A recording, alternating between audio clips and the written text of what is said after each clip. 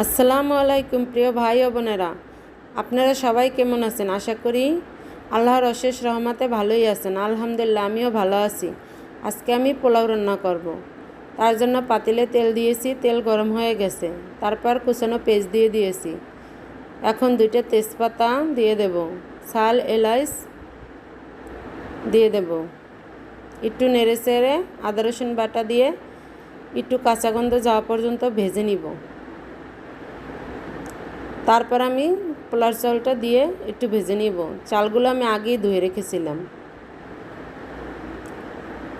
এখন আমার চাল ভাজা হয়ে গেছে। এখানে আমি ঠান্ডা নর্মাল পানি অ্যাড করব পরিমাণ মতো। একটু নেড়ে চেড়ে স্বাদ মতন লবণ দিয়ে দেব। পানিটা ফুটে উঠলে এখানে আমি গরুর লিকুইড দুধ দিয়ে দেব। আমার ভিডিওগুলো যদি আপনাদের কাছে ভালো লাগে তাহলে প্লিজ লাইক সাবস্ক্রাইব করে দিয়েন।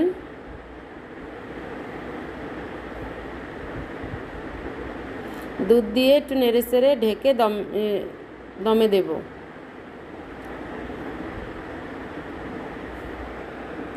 একটু টেস্টিং সল্ট দিয়ে দেব। আমার পোলাও রান্না হয়ে গেছে। আল্লাহ হাফেজ।